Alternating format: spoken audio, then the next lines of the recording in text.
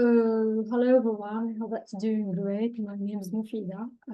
You probably know me as a girl who's not really engaged in environmental topics. So, just a quick reminder, I have created a YouTube channel which means Let's Speak Environmentalish. And today I am going to switch to French.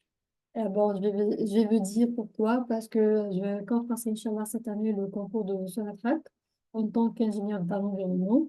Et vu la durée courte pour la révision et le manque de ressources ici en matière de documentation et cours, euh, pour cette raison-là, je me suis dit pourquoi pas se compter sur le AI et poser quelques questions qui me frappent l'esprit et les partager avec vous. Je rappelle, ce document-là que je vais partager avec vous, ce n'est que des résultats de recherche, des questions que j'ai déjà posées à ChatGPT. Bon, j'ai jugé, donc c'est mon propre opinion, que c'est utile, surtout pour les gens qui n'ont pas arrivé à trouver les ressources pour la révision. Sans trop tarder, aujourd'hui, je me suis dit, il y a un terme ou bien un concept très important à aborder, c'est le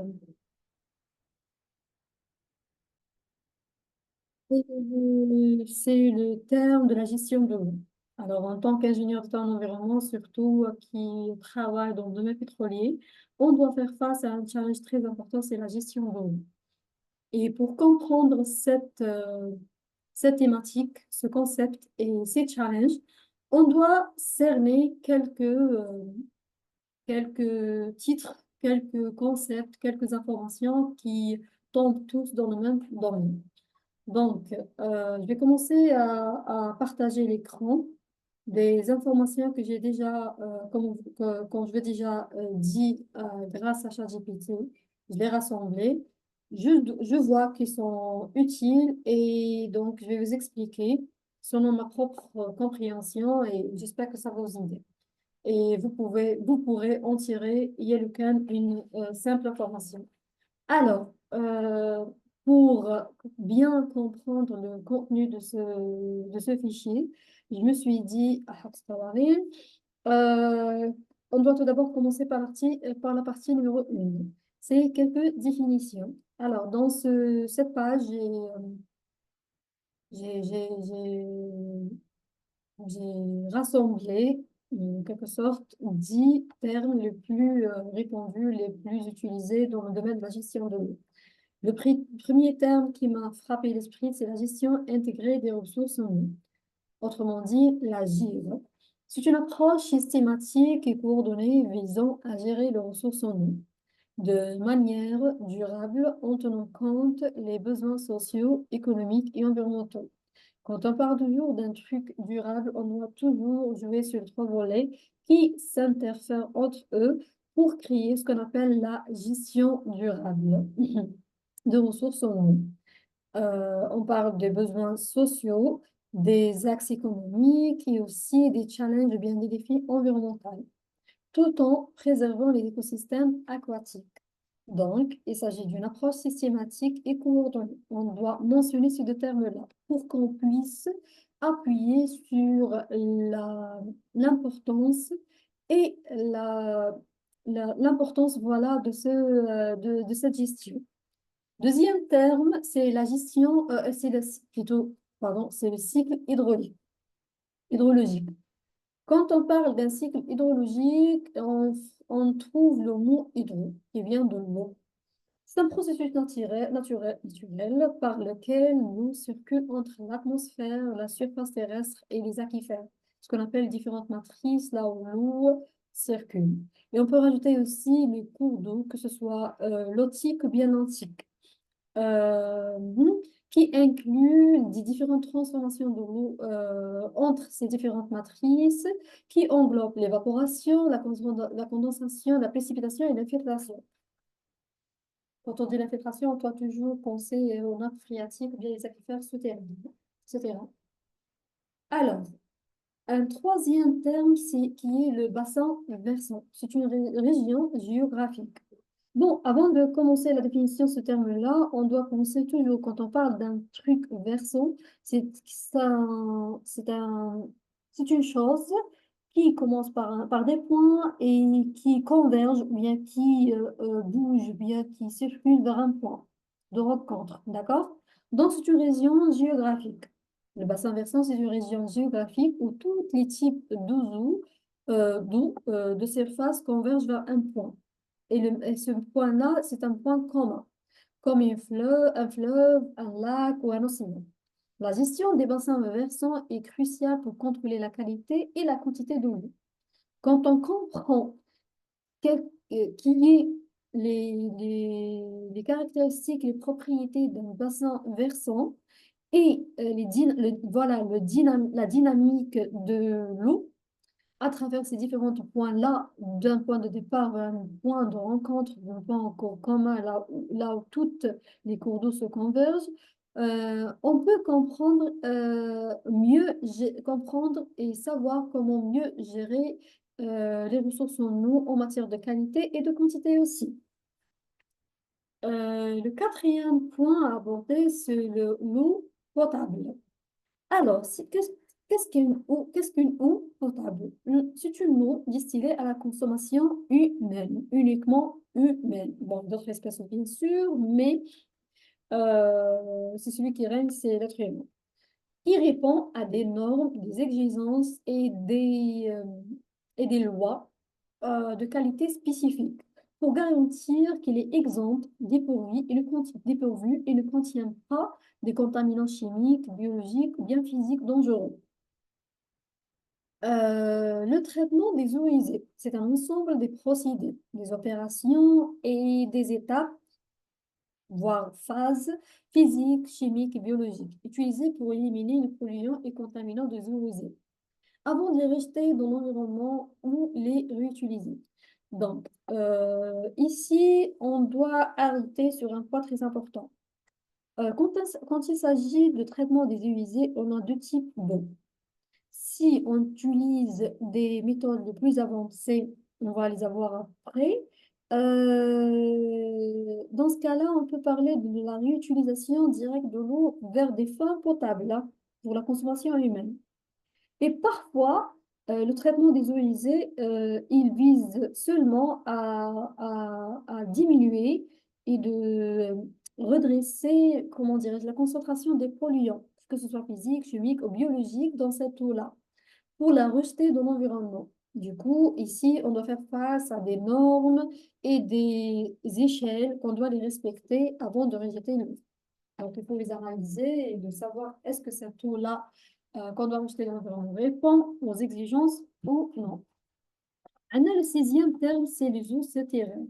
Quand on parle toujours d'une eau souterraine, on doit faire appel à deux termes, nappe phréatique ou bien les aquifères souterrains. Donc, c'est une ressource en eau qui est présente sous la surface de la Terre, dans les aquifères, utilisée pour l'approvisionnement en matière de consommation, matière d'eau potable, l'industrie et même l'agriculture, l'arrosage et d'autres activités. Leur gestion nécessite de prévenir deux challenges, deux problèmes ou bien deux défis carrément. C'est la surexploitation et la pollution. Quand on arrive à trouver une solution et prévenir, c'est, je ne sais pas pourquoi j'arrive pas à mieux prononcer le mot. Enfin, quand on arrive à trouver la solution pour ces deux challenges-là, qui sont très, très, très néfastes pour la meilleure gestion, qui sont très importants pour la meilleure gestion du non souterrain, on peut les mieux gérer, les mieux utiliser. D'accord? Maintenant, un septième terme, c'est le stress hydrique. C'est une situation. Ici, on doit faire appel toujours à un bilan. D'accord? Un truc qui dépasse un truc. Dans ce cas-là, on a la demande en eau qui dépasse la disponibilité en matière de ressources dans une région. Souvent, elle est aggravée par la croissance démographique, le changement climatique, la pollution et même la surcompensation de quelques ressources déjà existantes. On peut faire face à ce genre de problème. Quand on n'arrive pas à respecter les ressources en eau, les mieux gérer et de prévenir et arrêter ce genre de phénomènes, voire naturels, même démographiques. OK? On a le recyclage de l'eau. Le recyclage de l'eau, c'est un processus de réutilisation des eaux usées traitées par des applications non potables ou même potables. Ça dépend les techniques qu'on doit les introduire. D'accord? Contribuant à réduire la pression sur les ressources naturelles. C'est ça le recyclage de l'eau. C'est une alternative, c'est une solution euh, géniale qui peut aider à mieux gérer le stress hydrique, à prévenir les problèmes en matière de disponibilité de ressources en eau. Le neuvième terme qui est en relation directe avec la gestion de l'eau, c'est les zones humides. Alors, ce sont des écosystèmes un petit peu particuliers où l'eau régnée est un facteur dominant, tels que les marécages, les marais et les tourbillons. Ces zones-là jouent un rôle essentiel dans le phénomène ou bien dans le processus de la dépollution ou bien la purification de l'eau. Le contrôle des phénomènes aussi naturels tels que l'inondation et la préservation de la biodiversité. Ces zones-là, récemment, on connaît beaucoup de conventions et ententes bon, je sais pas, des essentiels de trucs, des pays qui s'entendent entre eux pour que puissent créer une solution pour le phénomène, ou bien pour préserver un patrimoine. Donc, ces zones-là sont préservées, sont protégées, sont des sujets pour beaucoup de conventions. Entre autres, on trouve la convention d'OSPAR, c'est la plus importante qui se focalise sur ce genre de zone. Le dixième terme, c'est l'indicateur de qualité de l'eau.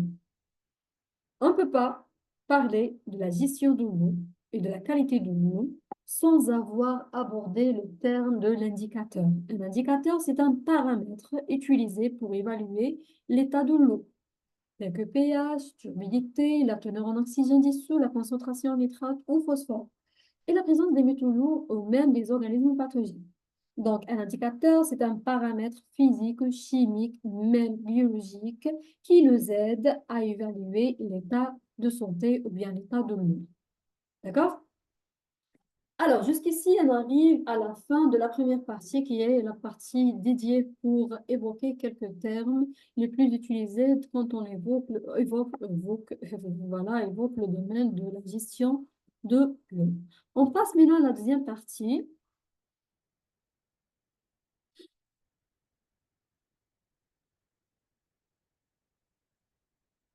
Alors, la partie numéro 2, c'est les contaminants dangereux.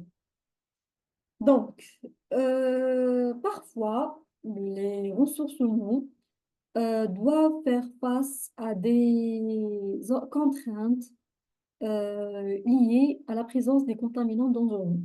Ces contaminants peuvent être physiques, chimiques, biologiques et d'autres types aussi. Ces contaminants aussi peuvent avoir plusieurs ressources. Donc quand on doit qualifier ou bien étudier carrément les contaminants dangereux, on doit les étudier en matière ou bien on doit diviser notre étude sur deux volets. On doit les classer selon leurs sources et selon leur nature et voir leur impact. Donc, dans l'eau, ce sont ces substances ou particules qui affectent les propriétés physiques ou chimiques de l'eau, qui peuvent représenter un risque pour la santé humaine, les écosystèmes ou bien les structures. Dans cette page, je vais évoquer quelques problèmes les plus répandus quand on parle toujours de contaminants dangereux. Un, bon, quand on dit dangereux, on doit prendre en considération le degré de dangerosité de ces contaminants. On a premièrement les sédiments suspensifs. Alors, la source, c'est les apports terrigènes vers l'érosion de sol, le ruissellement agricole et construction, exploitation minière. Quelques sources, d'accord? L'effet Tahoe, c'est la réduction de la clarté de l'eau. Donc, l'eau devient turbide. Elle affecte la photosynthèse aquatique. Bien sûr, quand ton eau est turbide, donc le degré, bien le processus de pénétration de la lumière vers les eaux superficielles et voire les eaux sous-jacentes, devient une difficulté. Du coup, elle a un impact direct sur la photosynthèse aquatique. Et ça peut avoir aussi sur le release, comment on dit ça, sur la libération de l'oxygène à travers ce processus-là. L'obstruction des branchies des poissons et l'impact sur leur survie. C'est l'un des impacts directs de la présence de suspension, de matière en suspension. On a le transport de contaminants chimiques ou biologiques absorbés sur les particules. Et ça peut avoir un impact direct sur les écosystèmes vu leur dangerosité et leur gravité. Pourquoi? Parce que ces particules-là vont s'absorber, vont se réunir avec d'autres particules. Ici, on parle non seulement de la turbidité, mais de la présence des éléments plus rigides, plus coriaces, plus têtus, qu'on n'arrive pas à les résoudre ou bien les remédier à travers les méthodes anciennes, les méthodes les plus ordinaires. On a les débris plastiques et parfois on parle de phénomène de la présence de microplastiques. Ce sont des déchets plastiques décomposés, coriaces et non biodégradables ou bien dégradables à travers les manières ordinaires qu'on a déjà connues. Ce sont qui viennent vers l'industrie des cosmétiques, des textiles synthétiques et d'autres sources. D'accord? Leur effet, c'est l'ingestion pour la faune aquatique. Et il y a plusieurs d'entre nous qui ont regardé, bien visionné, quelques documentaires qui rejettent la lumière ou bien comment dire, qui traitent ce genre de phénomène euh, très grave, très toxique, qui a un impact direct sur la faune et la flore, surtout la faune plutôt aquatique. Parce que ces espèces-là, ces particules-là vont être digérées par les espèces et avoir des impacts directs sur leur métabolisme et, euh, et peuvent entraîner, dans le pire des cas, la mort directe. Le risque indirect pour les humains via la chaîne alimentaire, bien sûr, quand on digère, quand on consomme des espèces qui ont déjà digéré ces microplastiques, vers ce qu'on appelle le phénomène de la bioaccumulation, on peut nous aussi, à notre tour, consommer ces particules toxiques pour notre santé. Maintenant, la chaleur excessive. C'est l'un des phénomènes les plus négligés par les industries et les infrastructures qui sont installées au bord de la mer, car surtout on trouve ça dans, par exemple, les installations de dessalement de l'eau. Pourquoi? Parce que ces industries-là, ils rejettent l'eau chaude qui provient de leur centrale électrique ou bien de leur processus industriel, peu importe leur qualité, peu importe leur type d'activité dans votre domaine d'activité, voilà, le DAS. Donc, ces rejets-là, c'est vrai qu'on n'a pas entraîné des polluants chimiques, des polluants d'une manière qui sont tangibles, qu'on peut les voir, mais elle a un impact direct sur la valence écologique des espèces. Il y a des espèces qui ont une valence écologique très, très, très minimale, donc l'échelle ou bien l'intervalle de leur tolérance des changements en matière de température, c'est très minime. Du coup, ces espèces-là, certains d'entre eux vont immigrer, vont quitter cette zone-là, souveraine ces, ces installations. D'autres, ils vont risquer de l'extinction en pire des cas, d'accord? Où nous savons tous qu'il y a une relation directe entre la présence de l'oxygène et ces changements euh, en fonction de la température. On sait que plus la température diminue, ça peut avoir un impact direct sur la présence de l'oxygène, plus la diminution de l'oxygène. Donc, voilà, c'est déjà mentionné, la diminution de l'oxygène diffus dans l'eau. Le deuxième point, c'est le stress thermique pour les espèces aquatiques sensibles. Ici, on parle de la valence écologique des espèces. Et troisième point, c'est ça le, le pire des cas, parce que si les espèces n'arrivent pas à résister Le changement de température, certains d'entre eux vont quitter l'endroit et ça peut avoir des changements sur la modification des écosystèmes aquatiques en matière de biodiversité. Le quatrième point, c'est un point aussi qu'on doit aborder, c'est les particules radioactives et la présence de radioactivité, voilà, des éléments radioactifs, de présence d'activité radioactive. Leur source, c'est l'activité minière. Certains éléments extraits de l'activité minière peuvent avoir des, des activités radioactives. On a les déchets nucléaires, bien les retombées radioactives accidentelles. En cas de choc, d'accident, ces éléments-là vont être transportés à travers l'énergie, plutôt à travers le transport éolien, c'est à travers les vents, et vont finir par retomber et se retrouver dans l'océan. Leur effet, bon, nous savons tous c'est quoi les effets, quels sont les effets de radioactivité, la présence de radioactive dans une région donnée. On a le risque pour la santé humaine, il peut causer le cancer, les mutations génétiques surtout, et on a aussi la contamination en termes de ressources en eau. Donc, cette eau-là devient non vitale, non accueillante pour les espèces. On a aussi les matériaux flottants, ce qu'on appelle les déchets, les débris solides, par exemple le bois, plastique, caoutchouc, transportés par le cours d'eau et qui vont être réunis dans les zones superficielles de l'eau. Leur effet, c'est l'obstruction des systèmes de drainage ou des installations de traitement. Imaginez-vous que ces éléments-là vont être présents, finir dans un endroit là où il y a une installation de dessalement d'eau. Et ce système-là comprend des canalisations. Ces canalisations vont être obstruées, vont être bloquées et ça va avoir des dégâts matériels, voire des dégâts aussi en matière d'argent. Parce qu'il y a des services d'entretien qui vont être placés pour trouver des solutions pour ce genre de problème. On a aussi la dégradation des habitats naturels et risque d'ingestion par la faune.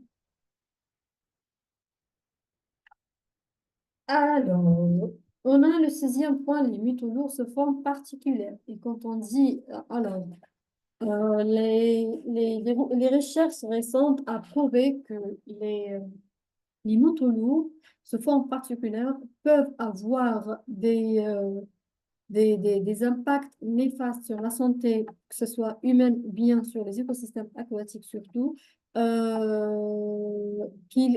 donc, voit que l'impact plus aggravé quand on les trouve dans une forme particulière.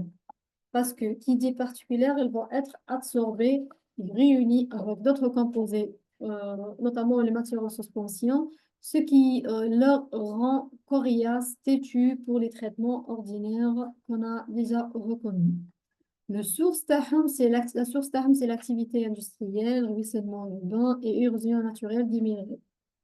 Leur effet, c'est la bioaccumulation dans les organismes aquatiques. La bioaccumulation, c'est un phénomène coriace, c'est un phénomène très très grave qui fait le sujet de plusieurs recherches jusqu'au ce jour-là. Effet toxique sur le système nerveux et rénal humain. Oui, parce que la bioaccumulation des métaux lourds, euh, elle a, euh, bon, en cas de digestion, d'inhalation ou bien l'essentiel qu'en cas d'incorporation dans le métabolisme humain, elle vise plusieurs organes et les organes les plus ciblés par ces éléments-là sont le système nerveux, les reins et tout ce qui est, même le système digestif aussi. Donc, le traitement des eaux dans l'industrie pétrolière oh là là, je commence à me fatiguer ici. Alors, voilà, le traitement des eaux dans l'industrie pétrolière est crucial pour minimiser l'impact environnemental, qui aide à réutiliser l'eau et respecter les réglementations. Donc, dans la troisième partie, on va voir ensemble quelles sont les méthodes principales utilisées pour traiter les eaux usées dans le secteur pétrolier. Et ça peut être appliqué aussi sur d'autres domaines, mais ici, on va se focaliser sur le domaine de l'industrie pétrolière. OK? La partie numéro 3, c'est le traitement des eaux dans l'industrie pétrolière. Bon, c'est déjà mentionné, je ne sais pas pourquoi je répète mes propos. C'est un phénomène, c'est un processus crucial pour minimiser l'impact environnemental, réutiliser l'eau, du coup, contribuer à la réduction de phénomènes de stress hydrique et aussi respecter les réglementations. Donc, cette industrie-là, cette infrastructure se retrouve dans un état à l'aise, tranquille, sans avoir besoin de fréquenter, bien d'affronter des problèmes, que ce soit en matière réglementaire ou bien des problèmes environnementaux. Et a aussi un impact sur le coût, hein, c'est le revenu et sur les dépenses de cette industrie. Ah non, bon, c'est pas, c'est la première méthode utilisée. Bon, on se retrouve dans une deuxième partie pour ce cours-là parce que il me semble que c'est très important de traiter à part. D'accord? Alors, je reviens dans quelques minutes, ok?